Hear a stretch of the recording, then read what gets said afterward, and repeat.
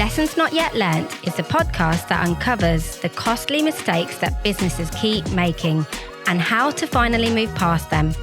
Through storytelling, candid conversations, and expert perspectives, I'm on a mission to challenge outdated thinking, bring those overlooked lessons to the surface, and drive meaningful change, one story at a time.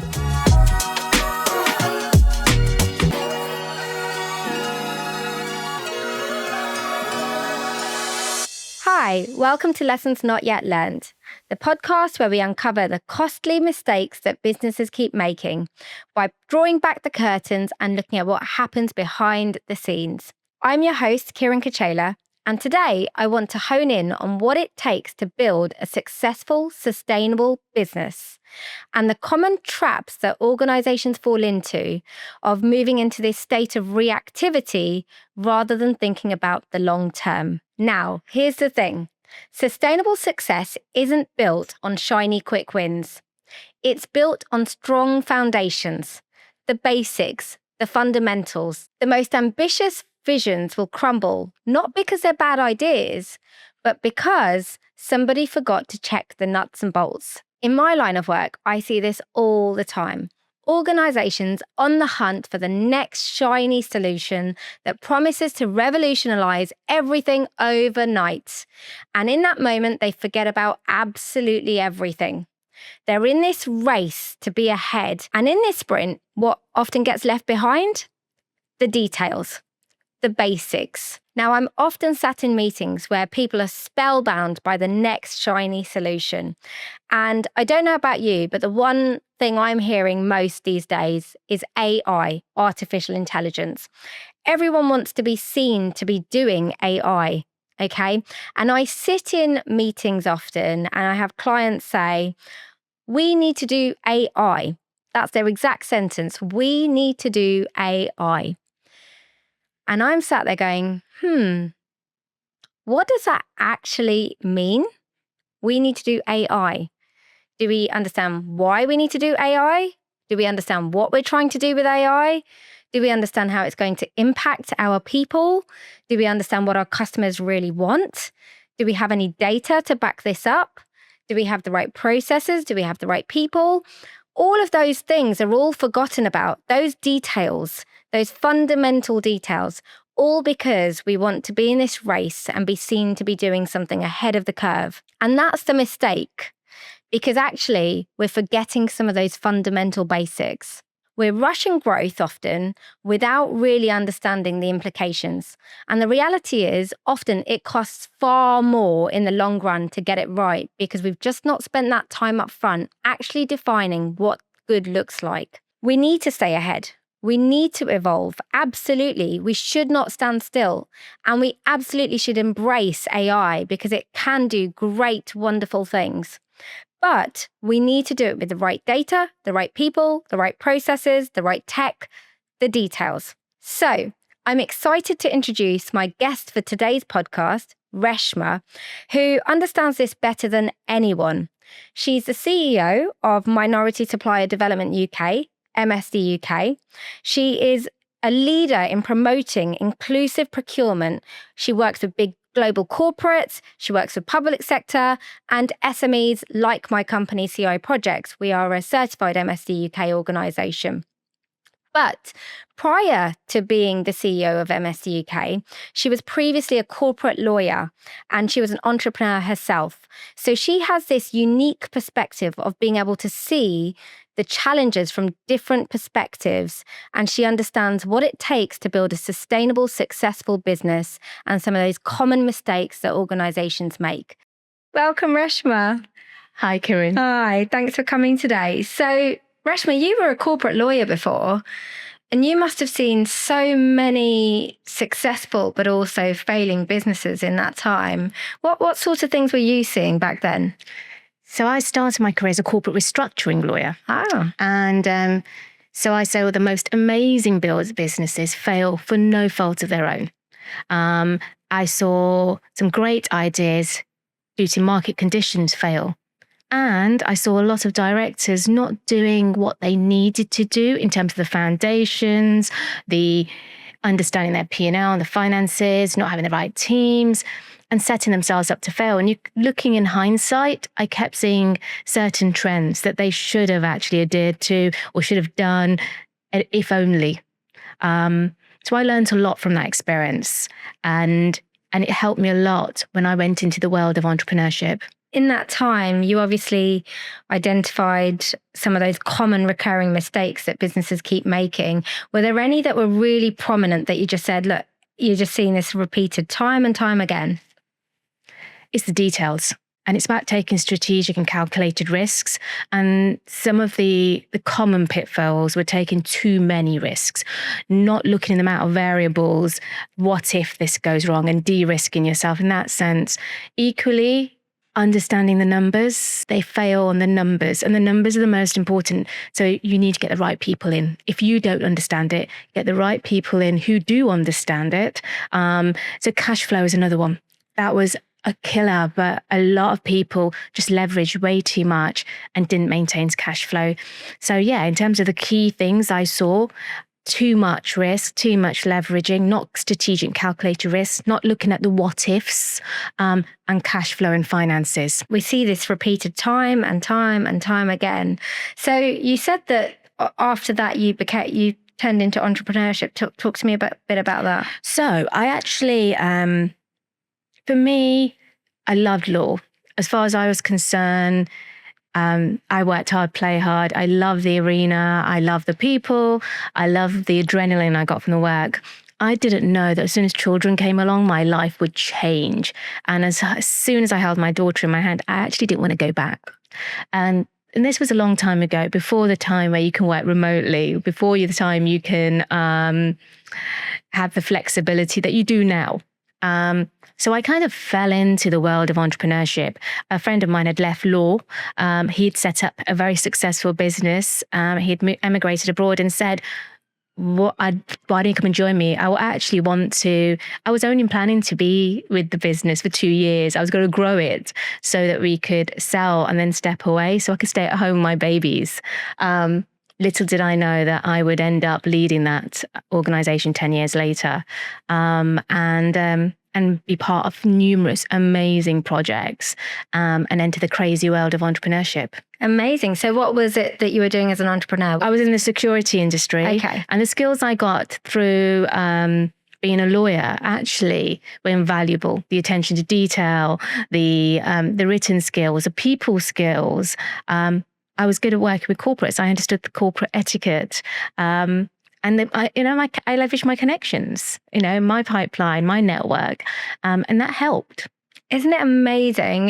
Each step in the journey just teaches you so much, builds personal development and the connections you make. I always say every person you meet knows something you don't. 100%. I learned so much. Yeah. The business partners I worked with, they're amazing. They worked in a different way. The entrepreneur mindset is very different to what you're taught as a corporate lawyer. And in fact, I'd say I'm a better lawyer now than I was then because I understand the practicalities. And in fact, I'm a lawyer's worst nightmare, I'd say. I can imagine because there's a textbook and then there's the reality. 100%. And that on the ground and understanding the bigger picture of business, once you understand that, you understand the mindsets, you understand the difficulties, the challenges, how lonely it is, but also how fast and agility, there's a lot of skill sets that people underestimate, the risks that entrepreneurs take on a daily basis. It's hard, but the rewards they can get can also be very, very, very, very high. So absolutely, you have to have your foot on the pedal every second of the day. And that's what it feels like for me as well. So I can recognize exactly what you're describing there. So what were the lessons that you took forward? Obviously, you learned so much from your life as a corporate lawyer. And then when you went into entrepreneurship, there were obviously things that you decided, right, I'm going to do differently. Coming in, I worked very differently because I'd come from the corporate world. And also, albeit stereotypical as a woman, we work differently, we think differently. And as a person of color, we think differently, work differently. So we bring all those superpowers into the boardroom you do. And initially, many times I was told, stop, stop, don't say that. And I'm thinking, why? I'm actually trying to add to the mix. Over time, I earned my respect on that board. However, there were many a times that we didn't butt heads, but I would say something would challenge, but that made us better. That's what made us powerful, because we all came from different perspectives. We all added to the mix. And I learned that throughout my career as well, that I didn't want people that were yes people. I didn't want people that would agree with me. In fact, those that challenged me, those that found and saw things in a different way, added to the mix and made us all better. And in terms of what I brought with me, I think that being a lawyer, I was a tender queen as well. I could write. I wrote well. Equally, the attention to detail. I was the detail person. I was damage control as well, because I was the fixer. I could see things. I'd always be saying, what if this went wrong? What if that? Let's do this. So together, actually, we all made a formidable team, because we all brought different elements, but I would get it done. That's what I was good at. Yeah. Isn't that just the epitome of like the power of diversity? The fact that, there were certain roles you were able to play, whether it's a person attention for detail or the tender writer, or all of those amazing skills that you've picked up that you were able to bring. 100%. We all bring something different to the boardroom. We all bring something, we add value. And I think that's the great thing, that I was recognized for that. I earned my respect. It was hard work. It wasn't easy. And once you're not in the big corporate bubble, going into the world of entrepreneurship and being a business leader, it's lonely, it's cutthroat, it's hard. And you don't have all the resources and support around you. You don't have this huge team around you. You do eventually. And we did scale quite substantially, and I worked globally. So it was a great experience. I've seen the highs and I've seen the lows. Yeah, I can appreciate that. It is quite lonely, and you often don't know where to look to know whether you're doing things the right way or not. Exactly. You learn. I never believe in mistakes. I put it down as lessons learned. We're human. We will get things wrong. And I've never been that harsh on myself. You've just got to find a different way of working. And each time you have a challenge or an obstacle, you've got to maneuver around it. And that's where the attention to detail comes through. That's why I always say to the entrepreneurs that I now work with, look at all the variables, de-risk your business. Look at where you want to be now, but where you want to be in 5 years and what you need to do to get there in 5 years. That strategic planning, whilst you've got to be agile, you can't be rigid, this is how we're going to do things, will help you a lot. You can't plan for everything, but none of us, not many people plan for COVID. And I saw amazing businesses fail during that period because they hadn't diversified their income streams. They hadn't thought about the effects of putting all your eggs in one basket. But those that did literally jump and fall into something else, in fact, were able to capitalize. I know of a lot of diverse businesses that, for instance, there's a cleaning company that I know that started providing PPE to some of our corporates. Equally, we did the same as well because we had to order loads. We might as well order a bit extra. And we got it before anybody else. So I was on a flight only a few weeks ago, and I sat next to a woman who was an Amazon reseller.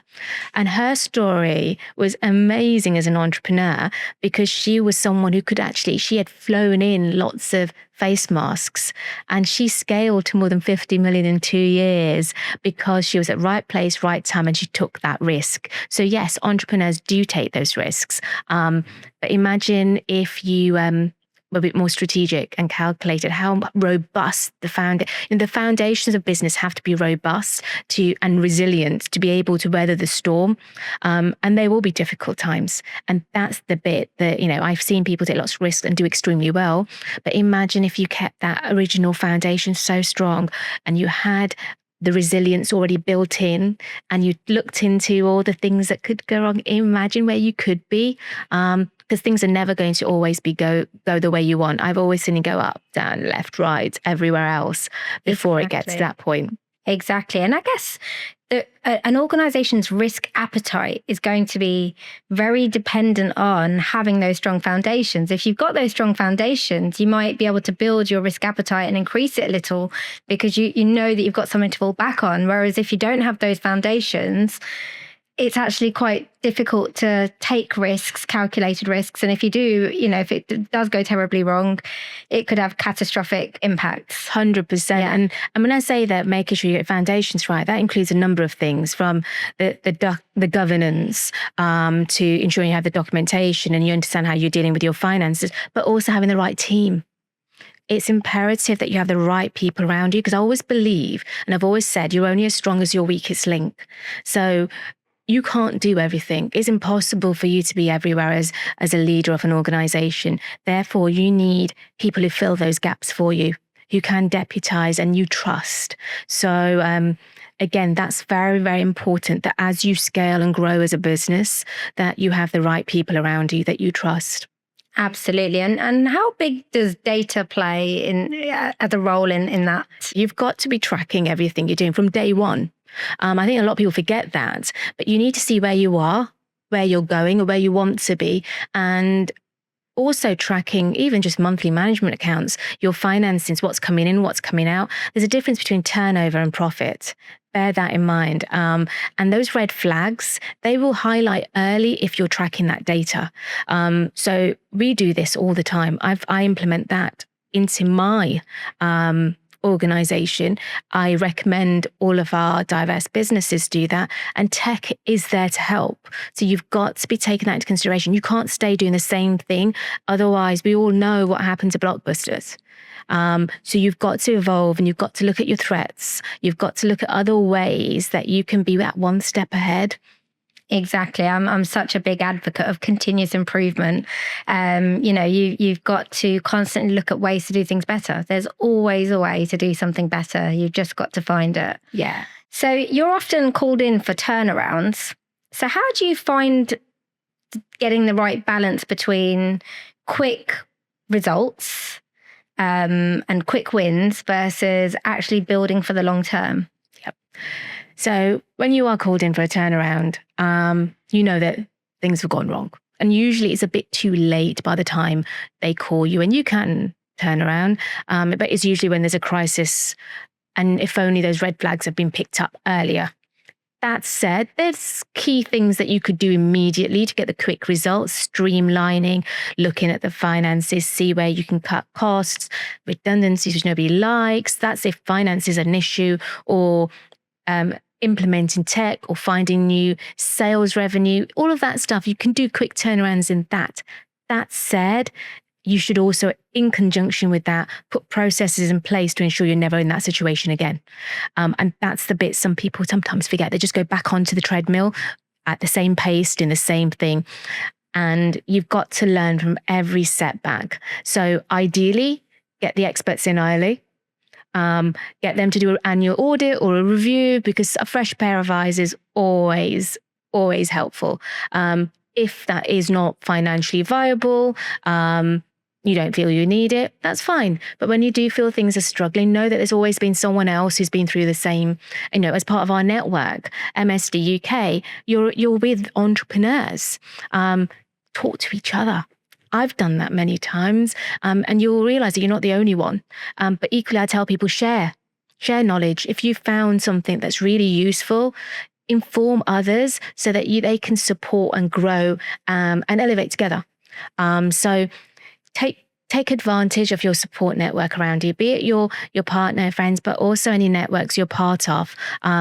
They're invaluable when you're going through difficult times. So yes, get the experts in, going in on turnarounds, but also look what's around you, because it's never always going to be easy. So you need to have a healthy mind. You need to be strong, because when things go wrong, they look at you as an entrepreneur, you look at you as a leader, and that's where you've got to step up. Yeah, the buck stops with you, essentially. 100%. Yeah, exactly. So it's taking this proactive approach rather than this reactive approach, which is often what we see in reality. It's this reactive approach. And do you find that people see some of those things that you talked about, that those aspects of resilience that we need to learn from, build in, make sure we're ready for the long term? Do you find that people see those as just tick box exercises? They do. They do it when, for instance, I've got a tender come in. I need to get those ISOs. I need to get this certificate, not really understanding what is the essence of that governance. Why do you need that SO? Why do you need the health and safety? That if you actually embodied it, embraced it completely within your organization, in fact, what you're doing is making yourself more resilient and robust. But we have been reactive, and that's a number of reasons. I know that you're busy. And at the same time, cash flow is something that is very important. You don't want to be wasting money. Otherwise, you could be doing these accreditations constantly. And again, you have to pick and choose which ones are the right ones. But if you are looking at the bigger picture, where you want to be in the next few years' time, but the next 5 years' time, you can see the type of what type of organizations are getting that work. Research it. Everything's online. So you do have organizations you can mirror, learn from, speak to others. Our network gives you a lot of training and support. Leverage that. MSDUK is there to support, SMEs to grow. So find out from us if there's anything that you need to know. We've got businesses like yourself, who are there to help. So track that data, understand those red flags, ensure that you're putting the governance in place to make yourself more resilient, because honestly, it's not easy. I see it all the time. I see the stress when I meet you guys at events, and the resilience that you have, and the perseverance and the patience as well. It's not easy working with large FTSE 100 companies or corporates or the government bodies, but you guys do it. Yeah, and you do it successfully, but it takes a lot. So by mitigating these risk measures around you, you can work smarter, not harder. I couldn't agree more. I always say, that those best practices we talk about, they're best practice for a reason. And often people forget that. They just sort of see it as a tick box. And as you say, everyone's so busy and rushing for the next snazzy solution, or, want to stay ahead, and they're looking over their shoulder at what everyone else is doing and trying to keep ahead of the curve. So I do think you're right. You need to pause. You need to make sure that you actually have your strong foundations and then go. Yeah. But just make sure you have those solid foundations. Now, at MSDUK, you have built an absolutely incredible community. And I've said it to you many times before, Reshma, that, I've, being a SME entrepreneur myself, being a founder, it is a lonely place. And you often don't know where to look. You don't know who to go to sort of check in and say, am I in the right ballpark here? Am I doing okay?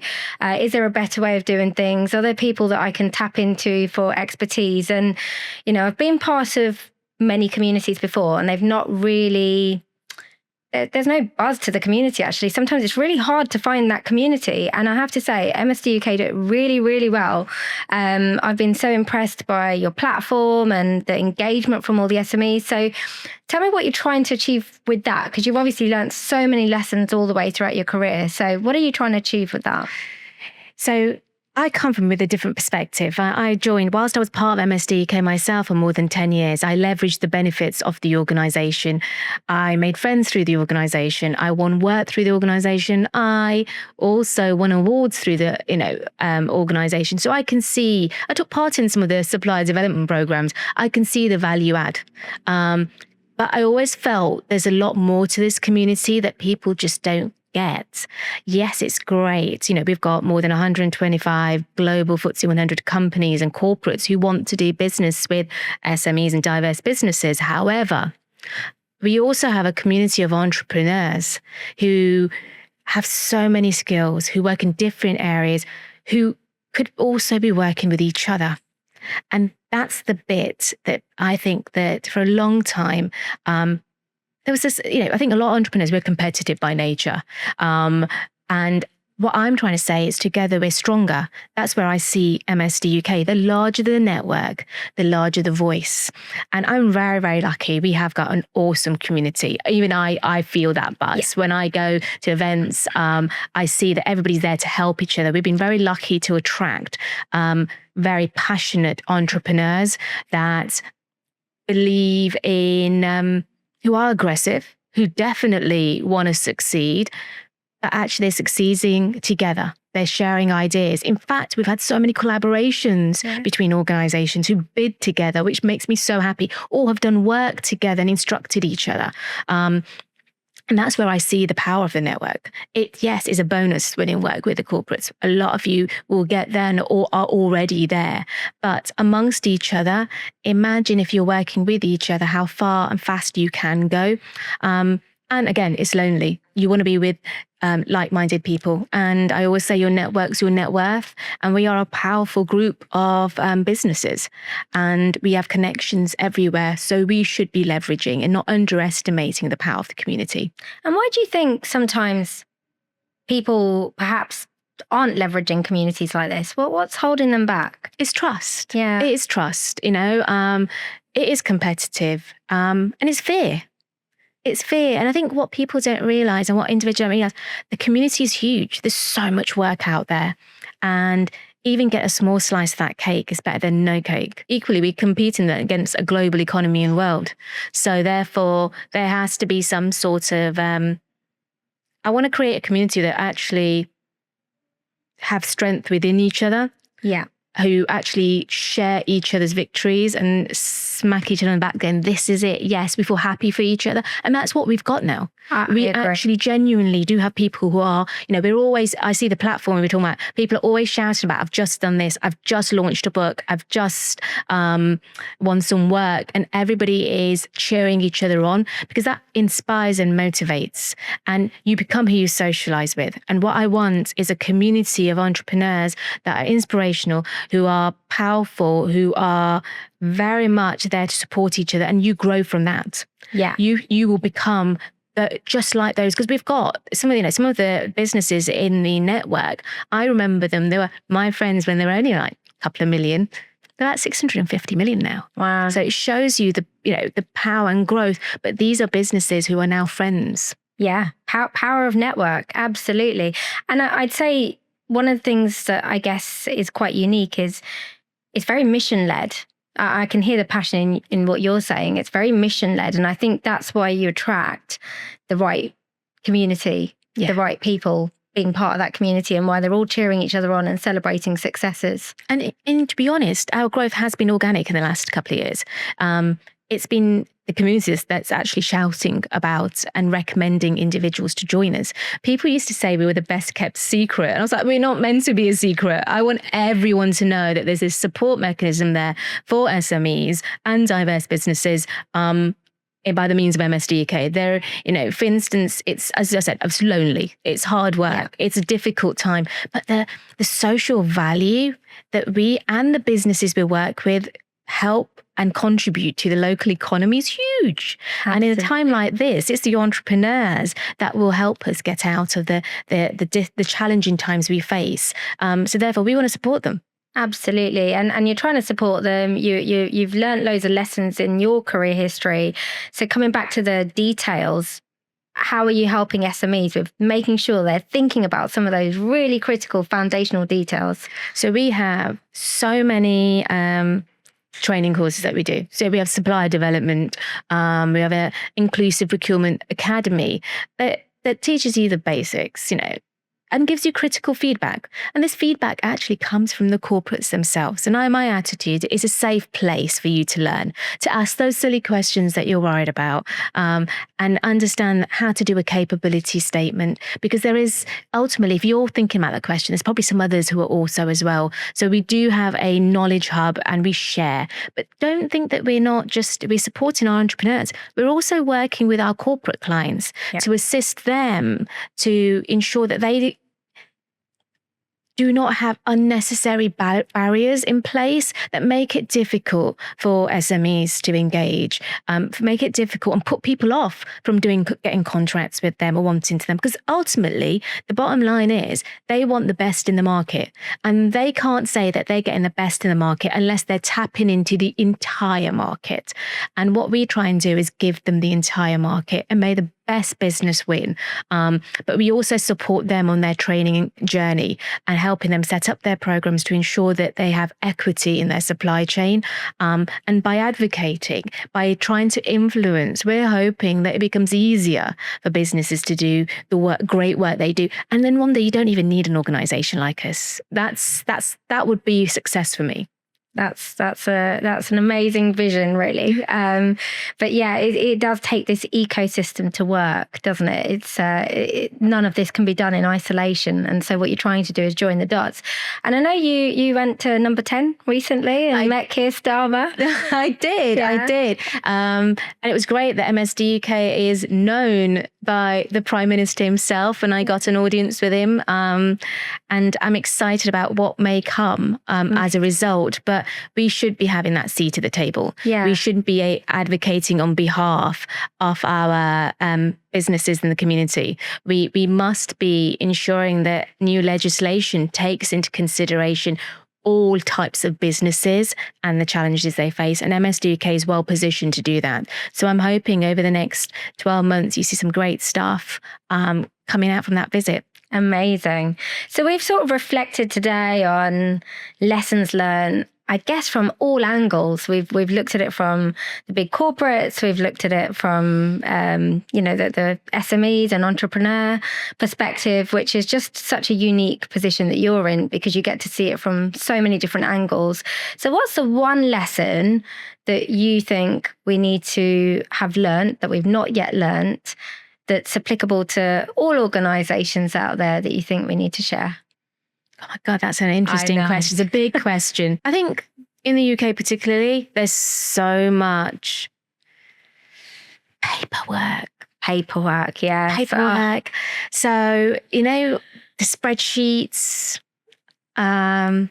bureaucracy, all of that makes it harder.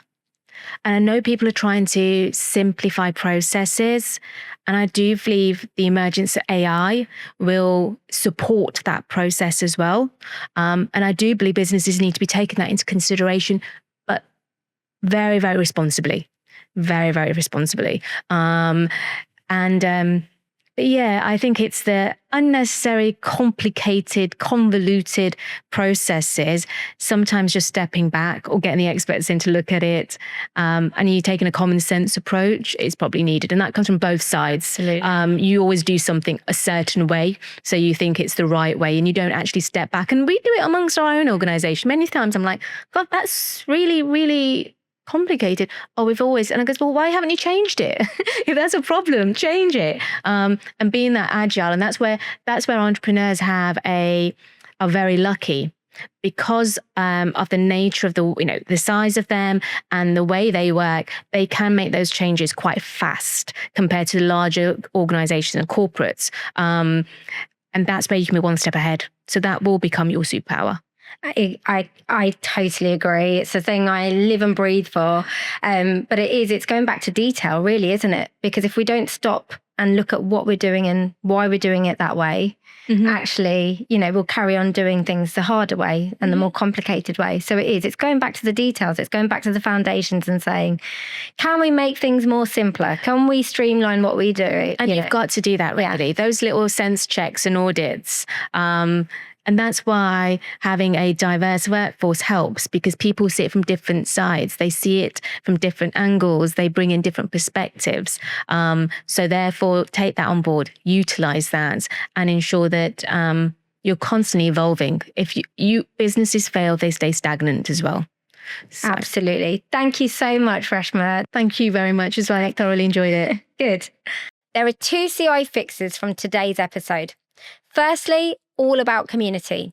Leveraging the community around you to learn, to share, and to support one another.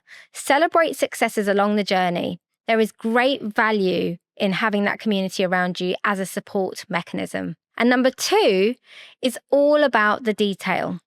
To think big, you need to start small. You need to make sure you've got those foundational, basic, fundamental blocks in place so that you can build on that. It's only then that you can build your risk appetite, take calculated risks, and seize further opportunities.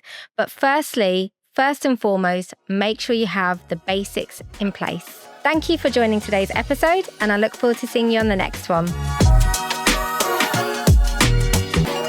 This episode was sponsored by MSDUK.